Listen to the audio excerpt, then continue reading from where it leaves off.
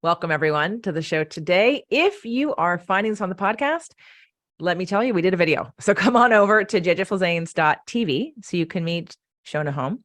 And if you're finding this on YouTube because you're looking for her or the content that she talks about, hi, I'm JJ. What does that mean? It means this is my show.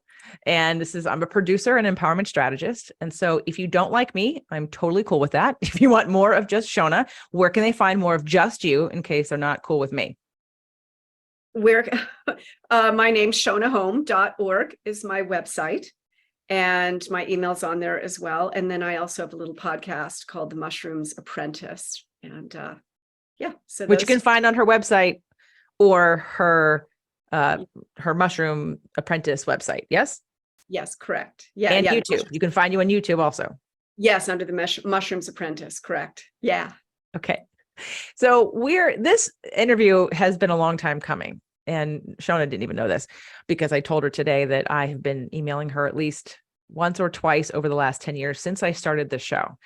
And I wanted to have you on when I first started, which was Fit to Love back in 2014.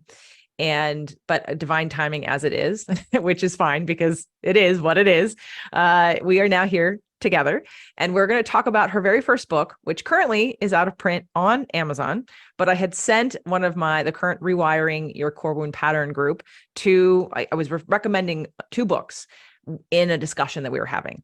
And it was about femininity, embodying femininity. It was about divine masculine. It was about being led. It was about your body's wisdom.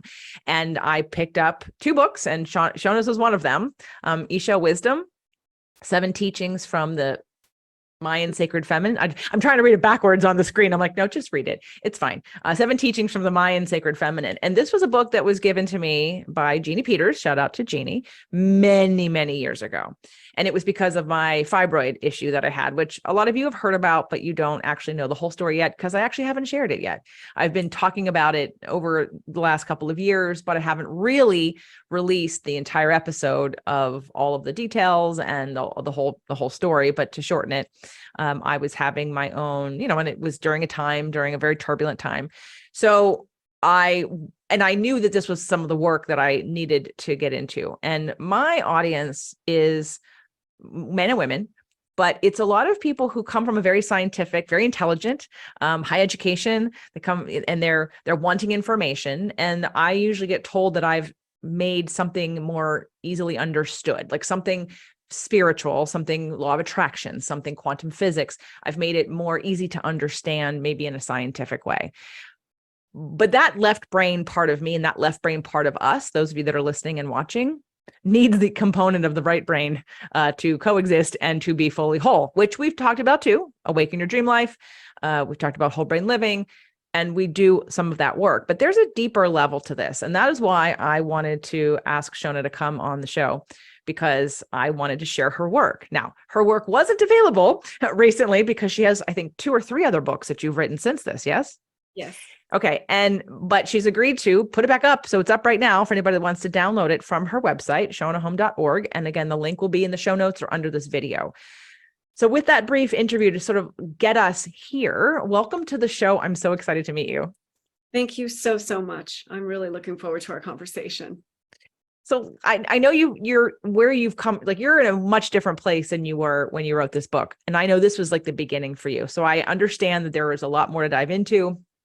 Just like 10 years ago when I started my show, I'm in a much different place. I was a personal trainer.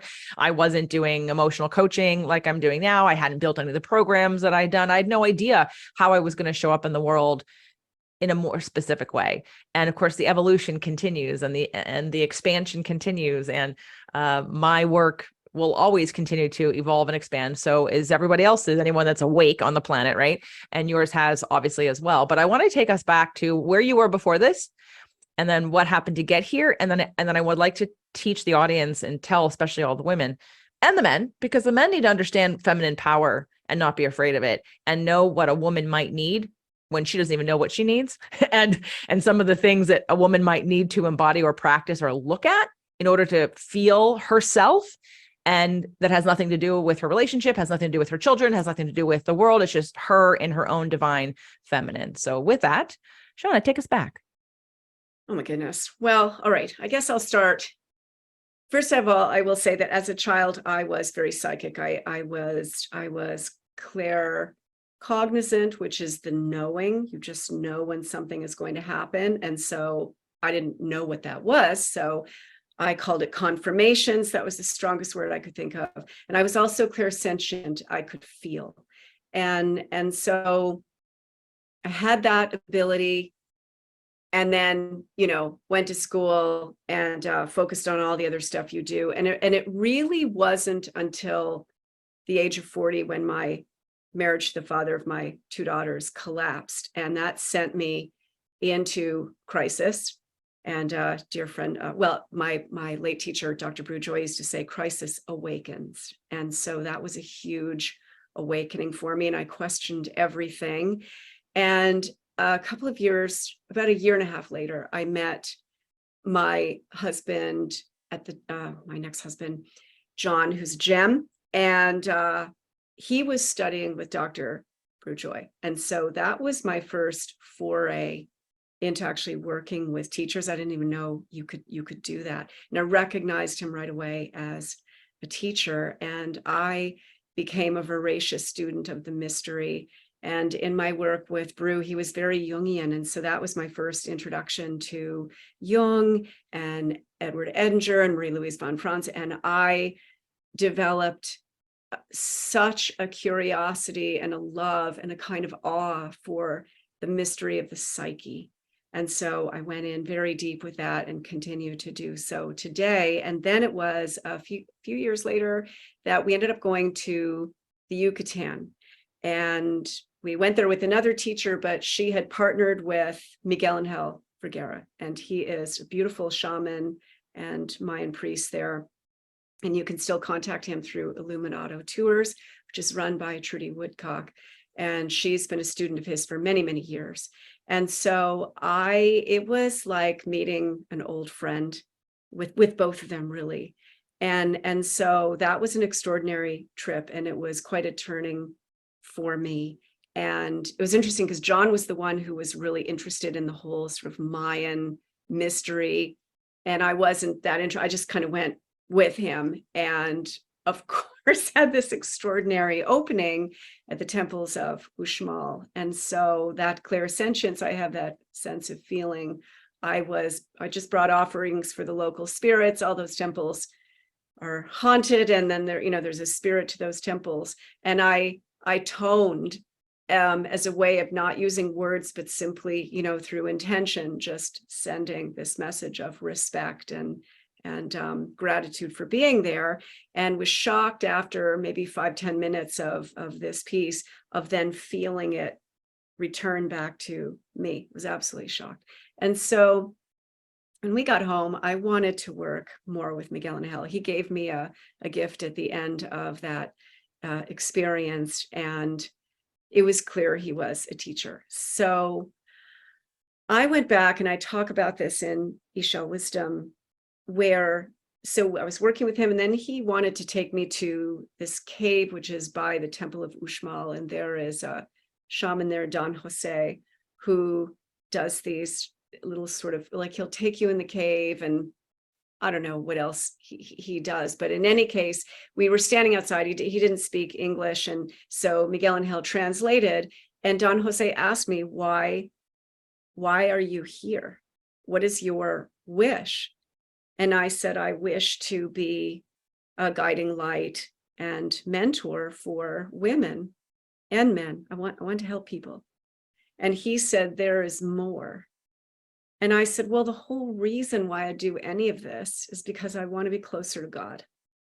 And he looked at Miguel Angel and said, we're going to give her a Mayan baptism. And so they went into this gorgeous cave, and very, very feminine, sort of wet, dripping water, stalactites everywhere. And he took me to this place in the rock where there was dripping water for God knows how long. It had made a depression like a kind of bowl. And that water that is collected they call it Itz, I-T-Z. And it's very, very sacred water. It's also dew is sacred, semen is sacred.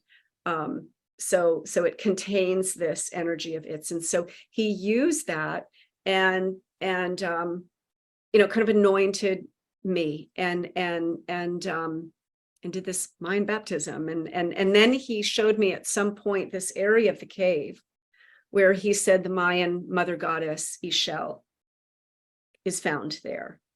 And again, I'm not clairvoyant, so I don't see, but I felt a presence, and it was very pronounced. And so it was a very touching experience. It was incredible. When I got out of that, I was very moved, and I was staying in Merida, which is like a little beehive. And I went kind of walking around, then I realized I got to be inside alone. Like I felt completely raw and like I could feel everybody. And so I went back to my hotel room and I just kind of sat with myself and just connected to that experience, and I felt her presence.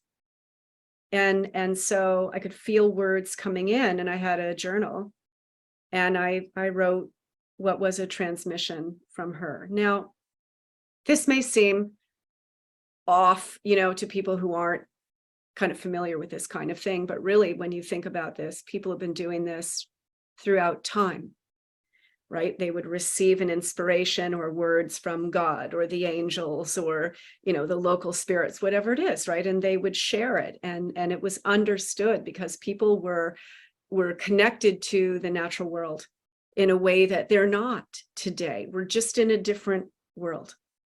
But some of us have maintained kind of that natural connection, and others want to experience that. And so I know there's much more to us than what do you do for a living and, what are you producing and all of this. There's a depth to each and every one of us and a desire to connect in some way to something deeper. And yeah. I want the people who listen to my show mostly, and again, this is not people that are new or finding me on YouTube, but I've been teaching quantum physics and law of attraction. So in terms of everyone knows Abraham. So in terms of transmissions, we are used to channelers. And so in being guided and being given information and using yourself as a channel. So that won't be a weird thing for many people. It might be for a few who are finding this for the first time, potentially, who might think it's, well, just stay with us because it's going to go in places, and be open if that's you who is a little bit maybe confused or concerned about what that means. And maybe you're not quite there yet, and that's okay. And maybe this isn't the right time, but maybe allow the seed to be planted and you can revisit it at a time where you're ready to tend to that garden in a different way. I want to ask you a couple questions because you talked about, I love that crisis awakens, because what I've been working with people in deep ways, it scares the shit out of everybody. Right. And you do too in the work that you're doing with your retreats. And, the amount of control, the amount of pain that we hold in our bodies. I mean, I just had a ceremony with myself and was and broke open to a point where I was like, wow, have I been lying to myself? I have just been lying that I have pain about something, that I'm sad about something, and I've been holding it. And there's just no reason to be holding it. And when you're talking about being closer to God, again, conceptually and our understanding, our intellect can only get us so far. It's somatic. It's experiential. It's an alignment and a feeling that you can't think about. You have to have the experience in some way. And it doesn't have to be through the same method. People can have an experience through meditation, through, doing something like jumping off a cliff and doing some kind of, but it's when we're seeking out, when our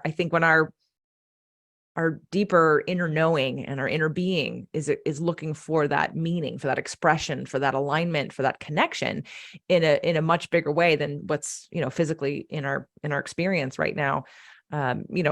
People gravitate towards, where do I start? What do I do? How do I get there? But it is usually prompted through some kind of crisis. So I want to ask you, prior to the crisis of you're at 40 of having a divorce, what was life like before then? I mean, were you working in corporate America? Were you a mom and a stay-at-home mom? What were you doing? I was a mom. I was living in New York City in my 30s, and I absolutely loved New York. I was living there in my 20s as well. And I was also doing interior design. So I'd gone to Parsons School of Design and did interior design for a number of years and had two beautiful daughters. And I was interested in this kind of thing, but my focus was elsewhere, obviously. And I thought I would be in New York forever. I got dragged kicking and screaming from New York City by the father of my girls, and he moved us to Seattle. And so I was just 39 when he moved us. And I remember thinking, I'm being stripped. Like everything, life as I know it, has just been stripped away. I don't know anyone here. It's a totally different pace, and I don't like it. And, I was miserable there. I was not happy initially. But then, of course, it turned into such an amazing experience because I met really incredible people there, and I grew exponentially. So obviously meant to be, right? Life, I love that expression. You want to make God laugh, tell him your plans or tell her your plans, right? So I was not meant to stay in New York New York City for the rest of my life. And now there's no price you could pay me to ever live there or any city ever. I love being rural. And so in any case, yeah, that. And you're still in Seattle? No. Actually, then that's a whole other story.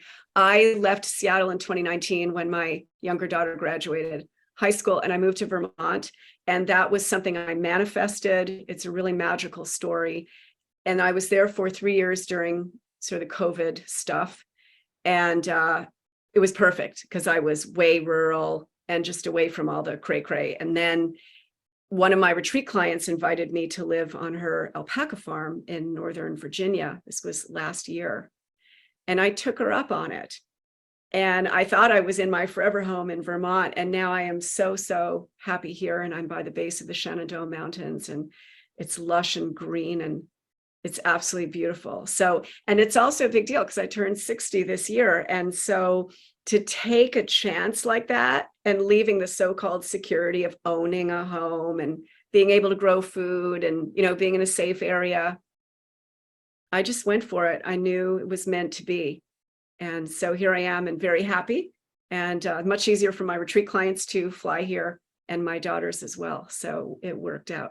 So life is crazy, mysterious, I must say. Oh yeah. When I have to ask when your birthday is or was? April 3rd. Oh, you're an Aries. Yes, Aries, Leo moon, and Virgo rising. Oh, Leo moon. We have a new Leo moon coming tomorrow. Yeah. As of the recording of this, Leo moon and a Virgo rising. I feel your earth, but I love knowing you're an Aries. That's fantastic, actually. I'm a warrior. Yeah.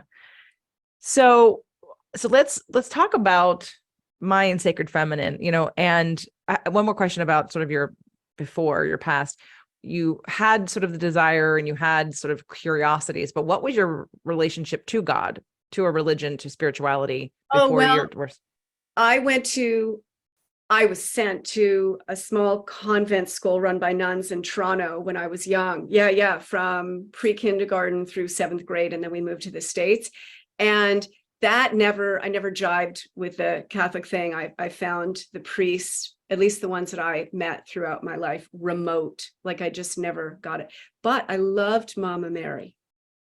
And I just loved her. And so I was very close to her, and, would pray to her. And I tried to go back to church, especially when we moved to the Seattle area, because we were in Capitol Hill and there was this beautiful church, St. Joseph's. And my daughter went to a little Montessori school within their Catholic school, even though it wasn't affiliated. So then I would drop her off and go into church, and there was a beautiful statue of Mama Mary. And I would go every morning and talk to her, and then go home and take care of my wee daughter. And so I did have a spiritual life, a really deeply personal, very close relationship to the mother. Yeah. And just to be clear, the crisis was the divorce. Oh God, yes. Okay, I'm just making sure because yeah, I never thought in my wildest dreams I would be a single mother at the age of 40. And I didn't have my interior design career. It never came together for me in Seattle. And so, I was a mama to my daughters, but I really was like, what am I going to do? What am I going to do? And I actually tried real estate. I got my real estate license and I hated it. Oh my God. What I could never. Yeah. So that didn't last very long. And then I met my next husband, and I was very blessed that he really wanted me to work with these teachers, and he was incredibly supportive. And so that was my focus. So my 40s were very formative and have brought me to where I am today. So very graced, really graced. Yeah. Hey, so just the relatability for people that aren't, your path and where they are in their path. And I think it's important for people to know where someone comes from, just because, again, that relatability, and also that not everybody is sort of born into having curiosity. Sometimes life, makes that happen because the path that you're on wants you to divert, because the things that you want are not on the path that you're on. But they're great teachers. Every point along the way has a sacred contract that you created before you got here. So you're learning your lessons along the way, and we need them. We need these traumas. We need these crises. That's what gets us. I have a current client right now who's in a crisis. And while she has been doing all of what she thinks is the right work, it's still surface level. It's still intellectual. It's still based in a fear, not necessarily in an exploration of how do I unleash all of the stuff that's in my body that I've been holding on to my whole life. How do I get to the place where I feel safe in the world when I've never felt safe before? How do I have that experience? And so, it's the embodiment piece that I'm wanting people to really understand, which is why I suggested your book to my current group, because I do have them in the understanding, because the brain is your computer. You're still going to look at the world and interpret things. So we have to still be able to look out and reinterpret something differently or see it differently. And we can go from the inside out and we can go from the outside in. Both will work. And I think both are needed. But there are times where that concept of feeling needs more. And anyway, so back to the feminine, because again, I wanted to just really, because I just feel like we're so removed from women in general. And I'm going to say myself included to a certain degree. I've been doing this work, and I've been honoring myself and doing the things. And can I do more? Sure, I probably could. But I'm not afraid. I'm a Pisces with a Sagittarius moon and a Sag rising. I have the curiosity that never quits. And I have the heart and the emotion. When I just had I was testing out dosages of things, and for other people coming, and I had only gone to a certain level with different medicines, and I opened a door that I was like, oh. And even though I was releasing a lot of pain, at the same time I was taking deep breaths. I was like, oh, this is what's been in the way. Oh, this is why, welcome back body. Because as I tell people on my show and who I work with, if you're not crying or screaming every 3 to 4 months, you're emotionally constipated. Life causes us to interpret things that may cause pain or activate pain. There's a sort of a detox of emotional things. And most people are deathly afraid of feeling, deathly afraid of crying. They think they're going to die. And as a Pisces, I'm like, no, it's so cathartic. Allowing yourself to be broken open is life. And and if you don't invite it in, it will find you through the crisis, through the whatever that you manifest. And so this part of that, especially for women, if you're not in touch with that part of you, if you're not okay with, and as I was descending, if you will, or ascending on my journey, I didn't go further. I could have, and I will, because I saw the door and I was like, oh yeah, we need to go down a little bit deeper. We need to go down that rabbit hole a little bit more and keep going. But I had a very specific reason I was doing this, and a very specific time frame, and a very specific amount that I was working with. So, but I saw the cave, and I saw, oh, I want to go down there. I want to go down into the cave, into the cavernous areas of my own self, my own soul, and extract any blockages, extract any pains that I'm holding for no good reason. And again, some of that to me embodies feminine energy, the feminine power of our emotions, even though it's masculine too. You guys have it too. Everybody has, but it's the most powerful force, this sacred feminine and sacred masculine of our emotions. And I think that while where we're going to go in this conversation and where you are with your work and where I'm in with my work is having some aids to get there and having some deeper wisdoms to guide us. But the practices that you talk about in this book are a good place for people to start, for women to start getting in touch with and embracing that part of ourselves. So this book was mostly a transmission from different teachings while you were there, or a combination of while you were there and when you left? Well, I had the one transmission when I was there. And then I went home and I was working with another teacher, John Knowlton, who would come to our house for 2 years. And there were 4 weekends each year that a group of 10 of us would gather and he would teach. And so he would stay with us, and he'd come a couple days before he actually, began the weekend. And so I had recently returned home, and he said, boy, whatever they initiated you in, he said, it's not going to go away. Like you got this. And I said, I know, I can feel that. And I said, I really feel like I need to do a full moon ceremony, that I need to call some women who I know and do this. And I said, I'm thinking next month. And he said, I think this month.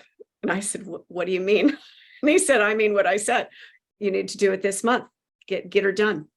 And there was a full moon in a couple of weeks. And so I put an email out to, 20 some odd women who I knew, and was absolutely blown away to receive this barrage of emails from these women saying, oh my goodness, I'm in. And also shocked that the maybe 2 or 3 couldn't make it. And how, like, whatever, you just blow it off, you don't come. No. They sent me an email saying, I'm so sorry, I actually can't make this, but please let me know if you do this again. I was really surprised. And so before the full moon ceremony, I sat in meditation and I asked Ix Chel if she might have a message. That's all I set out to do. And again, the words came pouring through. And so I wrote them down. And then everyone came and did this ritual. We were in circle. And then I shared the message that came through, which is the first transmission in that book. And then essentially just passed the rattle, and we each, just shared how we felt about that.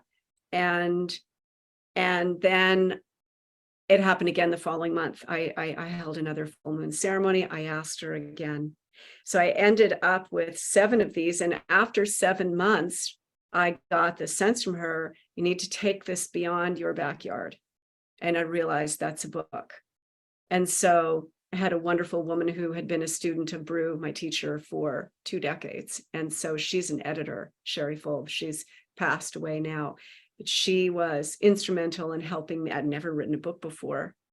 And she just helped me greatly. And I refer to that book as a love letter for women, because it's very simple and I think very profound.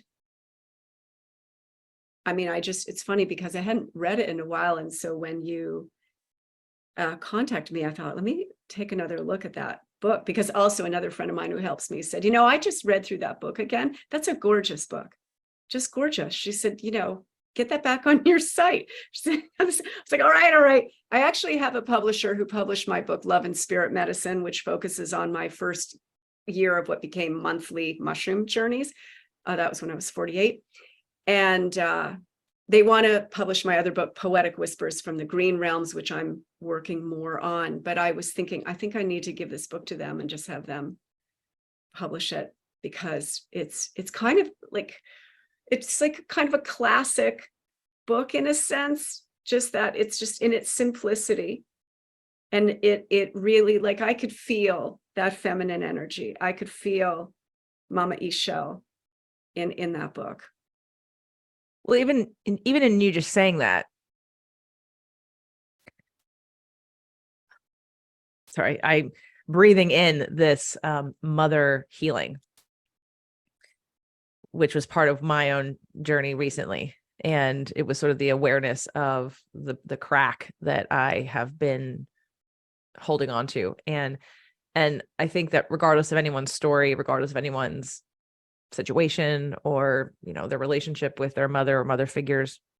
I think that inner mother, that godly mother, that spirit mother, that earthly mother, that all that is mother is really kind of what I get from your book, in terms of that's where to start. It's not necessarily fixing a relationship. It can be, but it shouldn't be just that, because when we're so focused on our circumstances and controlling our circumstances and the people around us, and then we're missing the point of the big picture. We're missing the point of our divine connection.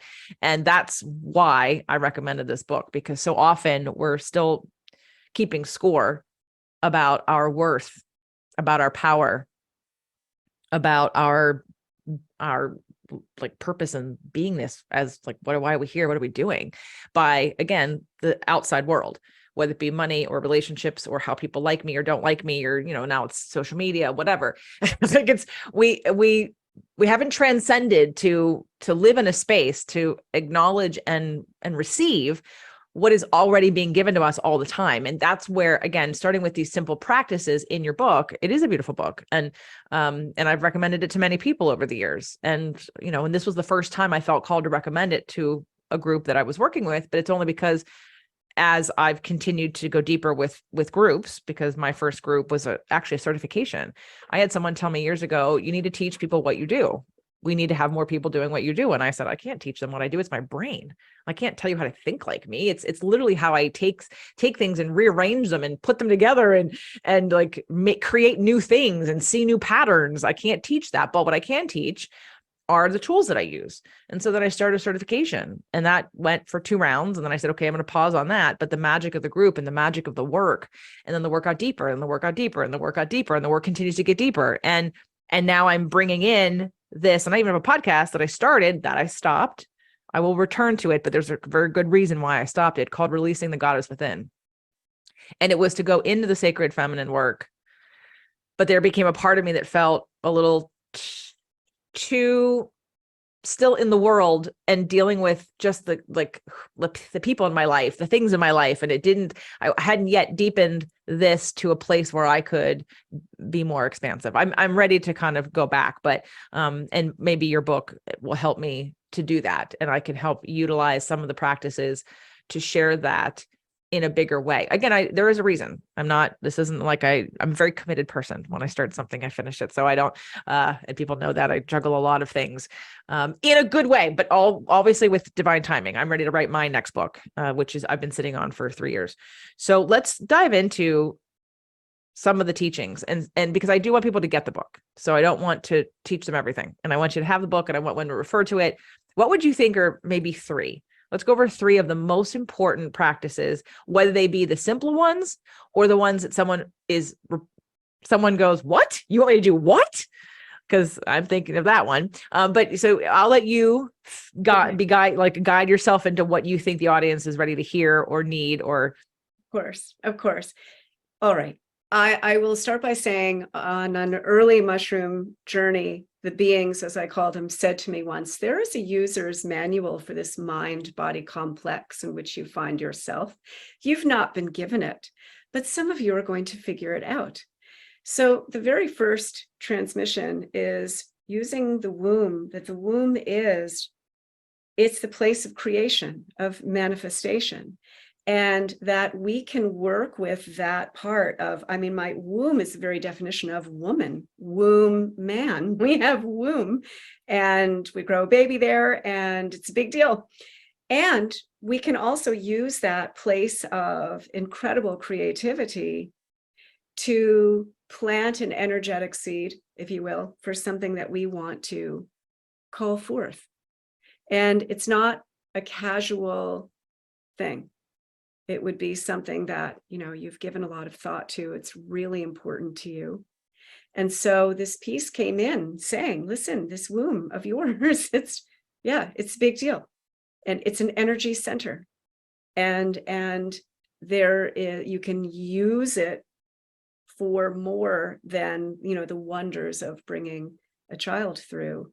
And so she explained to, in a sort of more meditative state, to think about what it is that you want to bring to you or create, and imagine it as a seed in the womb space, and think of yourself as pregnant with it. Now we're working with the power of the mind and a visualization and all of this.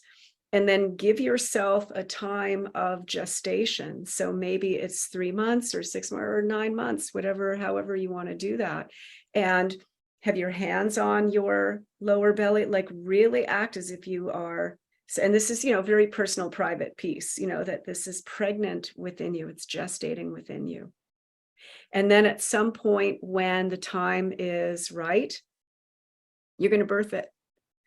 And so she suggests finding a place in nature, if possible, and actually squatting down and I would say sort of prepare the ground, create a ritual space for yourself, and in whatever way that is. Maybe you do a circle of rose petals and you are squatting within that circle, whatever it is, you create a mandala, whatever comes to mind. And then you energetically birth that and you send it into the earth. You're working with you, almost thinking of like the earth mother as midwife, and she's waiting to catch that which you have created and then nurture it and receive her nurturing back. And so these are very deep, mystical, wondrous ways to connect with the natural world, with our own power. We are nature. So we have access to all of that. So that's the first piece. Yes. So thank you for that. And I can hear some of the women say, what? You want me to do what? And how am I doing that? I want to address that. That's one of the reasons why I wanted them to get your book and wanted to have this conversation with you.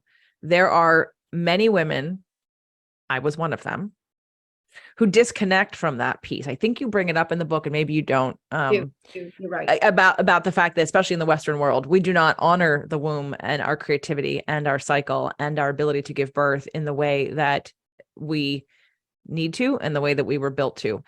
And in other countries and other cultures, you get celebrated, versus most people here disconnect themselves from their period, from their cycle. And then what happens? You get fibroids, you have a hysterectomy, you have problems, you have ovarian cancer, you have uterine cancer, you have cervical cancer. You hold anger in the womb because that's where the place that you store it when you've been wronged or traumatized or something has happened.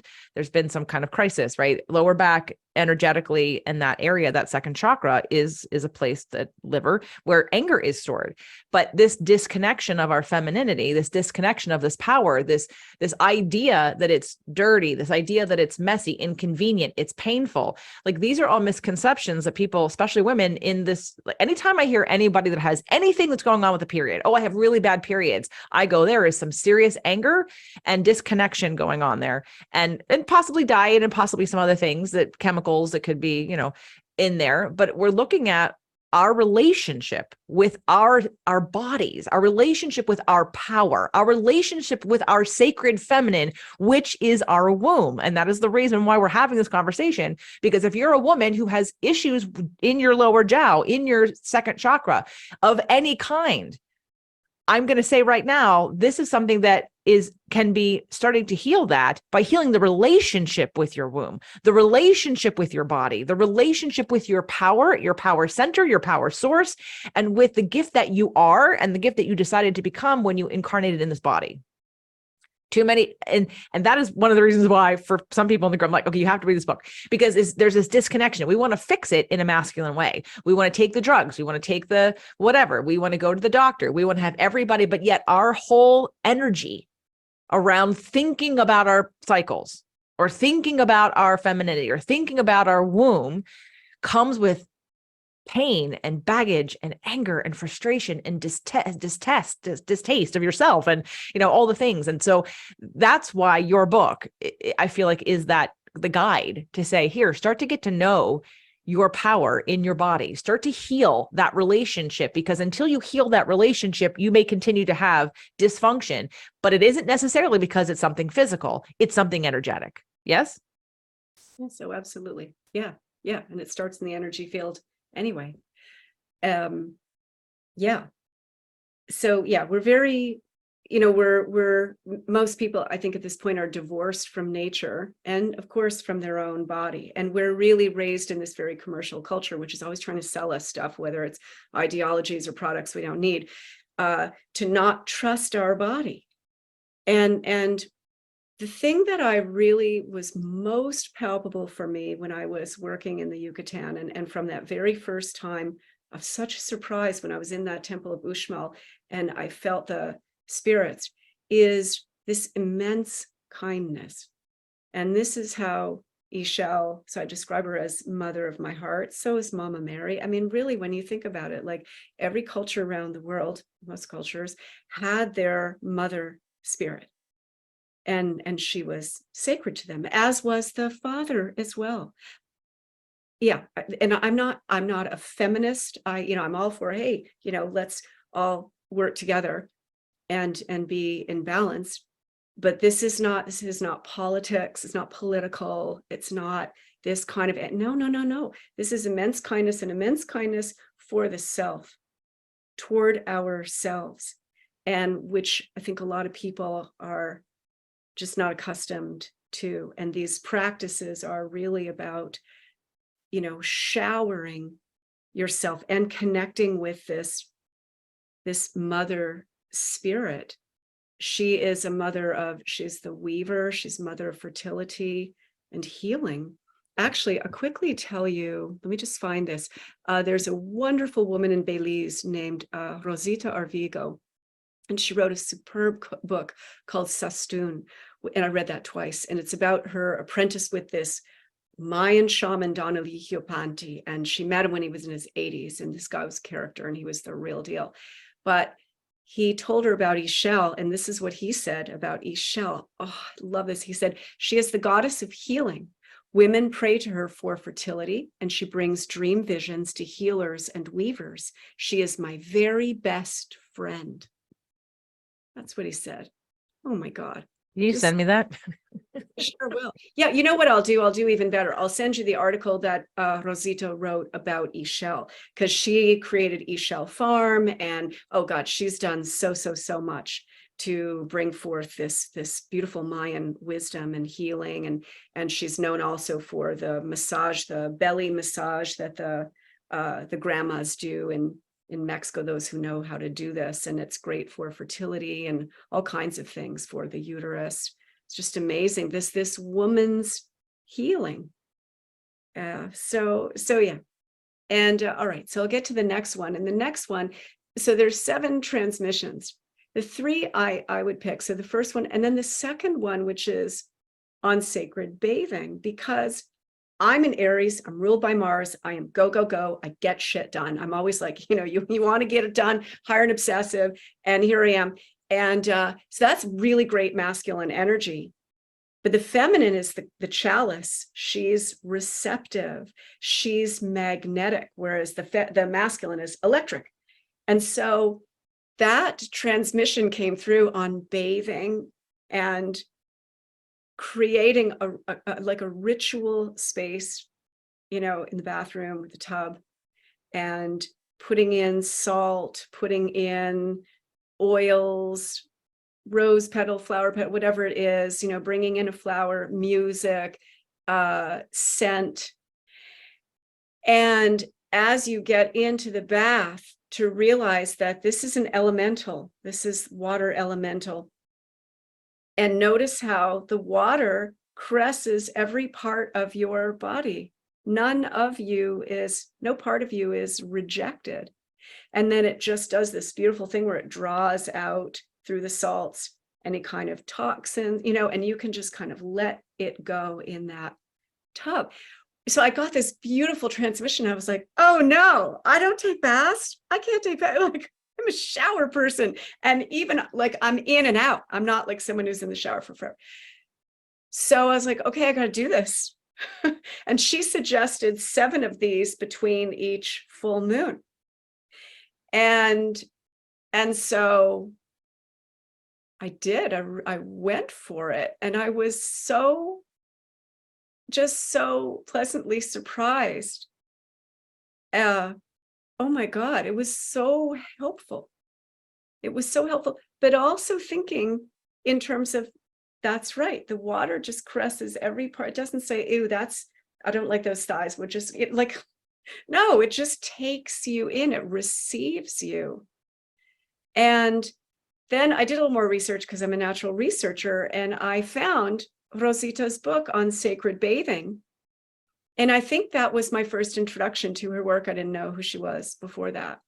And it was a beautiful book. And I opened to this part where she's talking about this whole Mayan ritual. The water was very important. And throughout all different cultures, if you were going to enter the temple, you had to purify.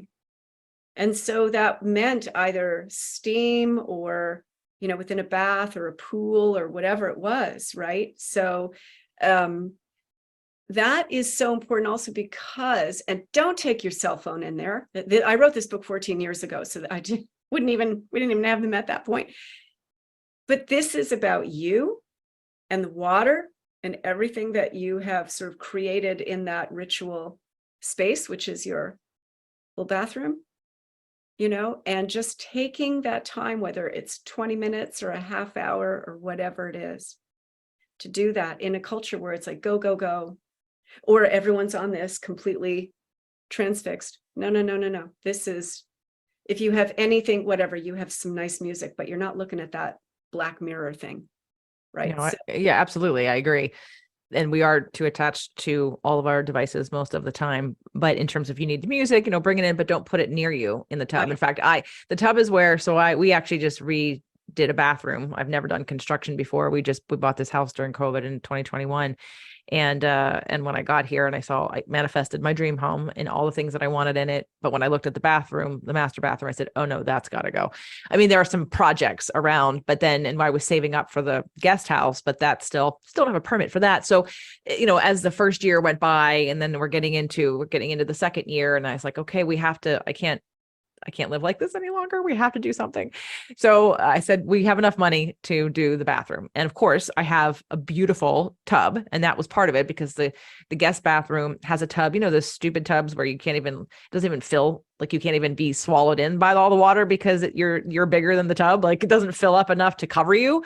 I was like, oh, this is not comfortable. I need a real tub. I need a real bathroom. And so I went all out. I have a steam shower. I've got a rock wall in front of it. I've got this old look. It is magnificent because for that very reason of enjoying having a bath. I have the pillow. I've got the thing where I have take paperback books in there if I'm going to read. I feel like that's the time where, yes, nothing electronic in there, but sacred space. But I have definitely fallen by the wayside, so to speak, to not do all the things.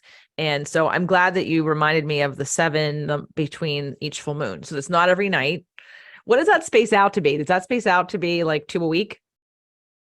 Pretty much, yeah. 2, 4, 6, 8, yeah. So it doesn't have to be like, oh, exactly this many days apart, but just, because also everyone does have busy schedules, children, whatever it is, right? So you just kind of make it work. But the point of all of this is that we have to create space. Yes, of course. Yes, we do. And because if you don't create the space, it's going to get taken somehow. Some crisis will force you to take it, is my belief.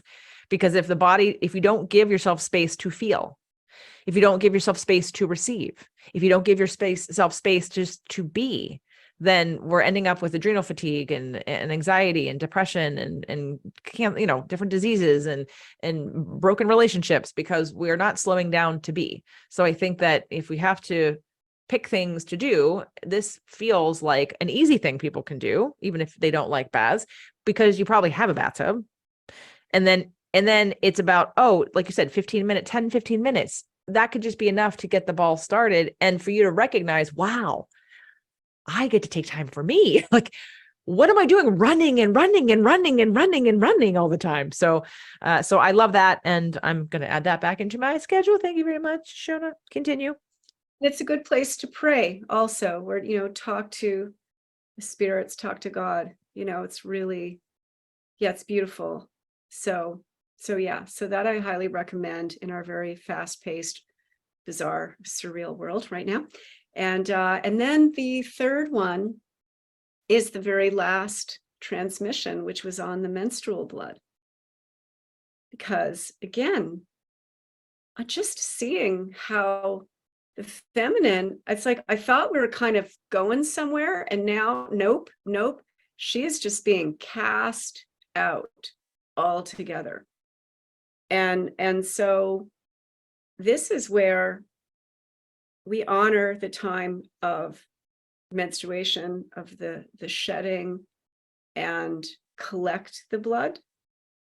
And so when that came through, I started kind of change things around. I found this, I don't know if this company is still around. I hope they are. It was called lunapads.com, and they made these beautiful flannel menstrual pads, and they were so soft. And I totally obviously get it, because women are so go-go. They want tampons, and they want, I mean, this is all about convenience and efficiency and everything else. It's the world we're in. And this was very different deal.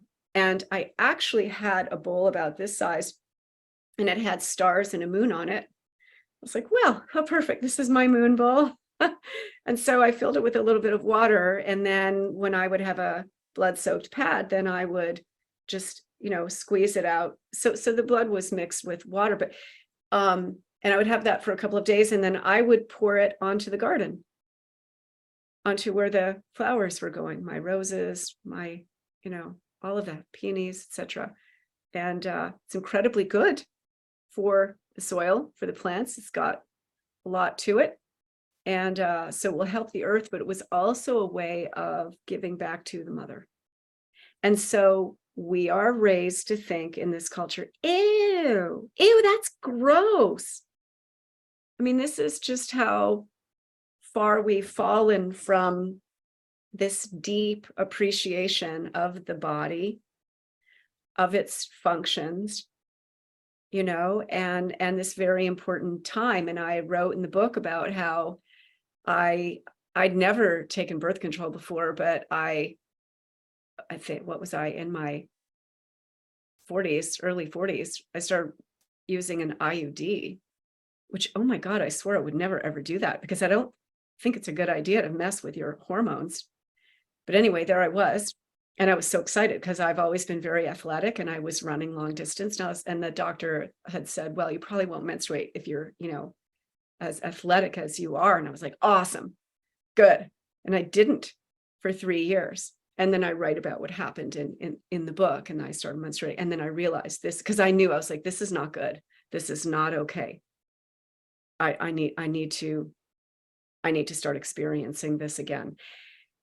And then when I did, I thought, okay, this is a gift, because I'm whatever I was, 44 or 45 or something. I don't know that much longer. So I'm going to really honor this process.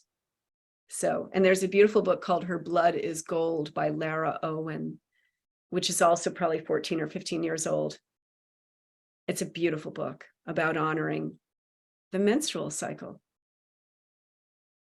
I mean, again, we've just been so led, like the Pied Piper, away from nature and her cycles, which includes that of our body. Like, it bums me out when I hear men refer to their private parts as my junk. I'm like, who? What? That is not junk, my brother. That is not junk. Like, and I get this is sort of casual lingo, whatever, but I'm like, you got to understand what you're saying about your biology. No, I mean, I just think people are just so incredible and have so much more than they even realize, especially now, because we've been we're in a very reductionist construct. And this is worldwide. It's not just in the West, it's everywhere.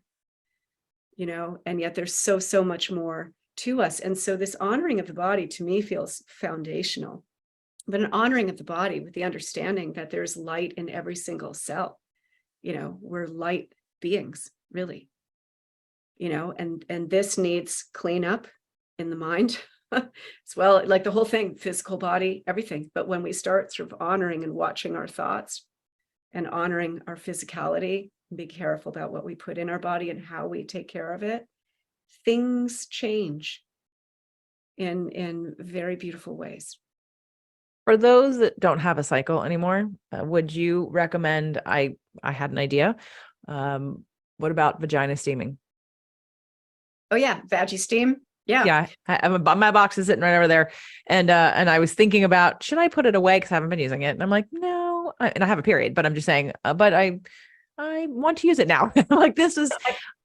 I used to see this wonderful woman in when I was living in Seattle who had trained under Rosita Arvigo. So I would get the Maya abdominal massage, and then I would do a vag steam, and you'd sit on this little bench with, you know, a little cutout, and then she put this pot of steaming herbs. It was amazing. It was absolutely amazing. So yes, of course, I recommend that. Now it's also understood. I mean, I'm 60. I'm long done with that. But it's understood that we're holding the wisdom blood inside. And when I was working with Miguel Angel, he told me there was a ritual that had been developed, and it was called the Mayan fire priestess ritual. And you had to be 52 and not a day before. You don't get to do it before that. In other words, there was an honoring of age, of elderhood, of all of these cycles. And I talk about in the book also with regard to menstruation, no one celebrated that with me. You know, I was just handed what I was handed, and, you know, Irish Catholic, forget it. Like, it wasn't really discussed. And I tried to do more of a sort of honoring and celebration with my girls, but, you know, even that, like a lot of these adolescent girls are like, no, we're not talking about that, you know? So we do our best with this, but again, it's just the suchness of where we're at right now. You know, I don't see us ascending really at this point, you know, but we're where we're at. So we, you know, one by one, as we bring more of this honoring, I think more women than we would even realize are craving this. Well, I know they need it. Whether they are ready for it and are willing to do it is a different story, because it becomes more and more the dysfunction and disconnection of our power, of our womb, of our femininity, more and more and more and more, because of the pace at which information is, for the, you know, the way the world is.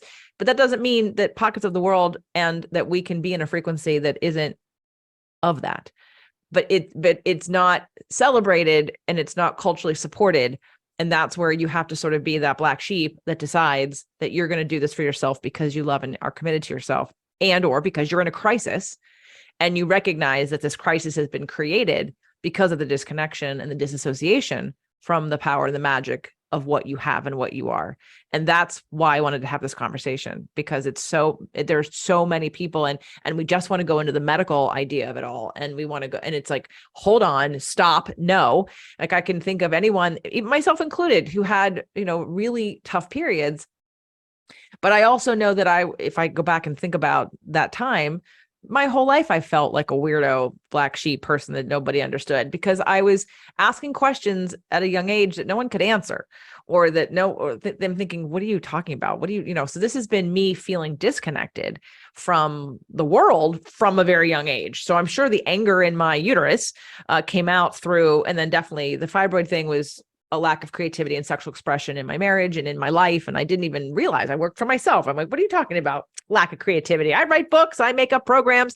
I have all the room in the world to do whatever I want, creative wise. And then it wasn't until that I had moved on, and that, you know, had its own crisis. And then I was manifested my partner. And then I realized, oh no, I did not feel safe to be me.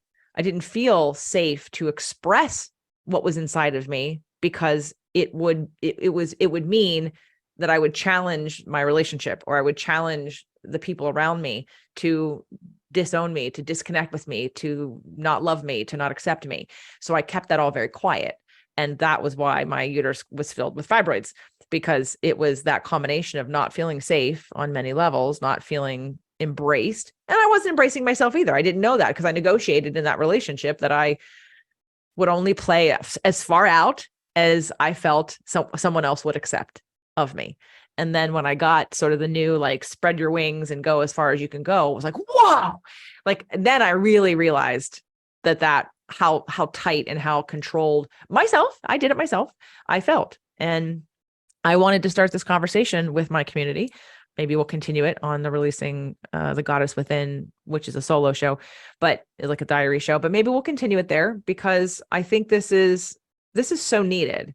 And I was bummed when I couldn't have my ladies buy your book immediately when I asked. But so of course I go to Shona and I'm like, hi, can I interview? And can you please put your book up on Kindle so I can have my community buy it? Because they can't get it. And I don't know what else to do, because I can't read it to them. I want them to own it and hold it in their hands, or at least have it on their Kindle so they can refer back to it over the course of time. So thank you for reaching back out and for agreeing to let me promote the book and have people buy it from you, and being willing to revisit releasing it. Of course. Oh my goodness. Yeah. Thank you so much. Yeah, really very, very appreciate your enthusiasm, and thank you so much. Well, this is about healing and people's pain, women's pain, men's pain. I'm not just, those of you that are listening, that are still listening, if you're a man and you're still listening, bravo to you. Because we've had a lot of menstrual cycle conversation, but it might give you insight into your wife, into your mother, into your daughter. And in terms of some of the frustration, anger that they may hold that causes their cramps, that causes their dysfunction in the lower body. And this might be a way to sort of introduce them into a new energy about all of this. So I know you're doing a lot of you're doing mostly retreats right now, and you've written some other books. So let's just go through your other books.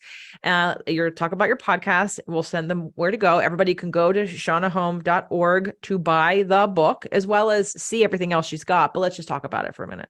Yes. And when you do go on shonahome.org, it doesn't say store above. You have to hit one of, I think it says about Shauna, and a couple more things come down. So you'll see store there. So I'm sorry that it's kind of hidden, but that's just sort of how it is right now. But in any case, yes. So I do one-on-one retreats. I'm in my 9th year of doing that. And so people fly in from all over, and they arrive Sunday afternoon and they leave Friday morning. And it's very intimate, very deep psycho-spiritual work. I've been a last resort for some people with this work. It's really the work of my heart. I love it. I love the one-on-one. I love that intimacy. They're in my home, so it's not a clinical setting or formal retreat space setting. This is in the home, so we can both really kind of let our hair down and go there. And so my work is Jungian inspired, but I'm not a Jungian analyst. And I work with cards. I work with the I Ching. I work with my own psychic ability. We do a lot of delving. I work with some of nature's offerings. We'll just say that. And it's very powerful. And so that's my main thing. And then I do sessions as well with people. There's a lot of follow-up and continuation of the work in that way. So that is my main thing. And then I wrote a book, as I mentioned earlier, called Love and Spirit Medicine, which chronicles my first year of what became 12 months in a row of these monthly mushroom journeys, because I don't drink alcohol. I don't take any pharmaceuticals. I don't smoke pot. I have this very sort of clean lifestyle, very careful what I put in my body. But I knew I was called to those mushrooms. I tried ayahuasca. Tried that a few times, but it came to me, it's not my medicine. It's just not my medicine. The mushrooms were calling. And I realized after my first experience, this is a portal, and this is an ancient teacher, and it doesn't care a fig what the rules of the day are. It's there's nothing politically correct about, no, this is ancient intelligence. And there is a lot to be gleaned. It's not for everyone. At the same time, there's a lot of very glowing documentaries on all of this, but you can have really difficult experiences. And I have lots of stories of, people who have contacted me with that, and trying to kind of put the pieces back together. And then it can also be, deeply mystical, and it can also be cleanup. Like you go into a journey and all that stuff comes up. So it's really important to have someone with you who can assist, be there for you. So Love and Spirit Medicine is about that. And it's what I refer to as a raw and vulnerable woman's telling. I go through the demise of my marriage.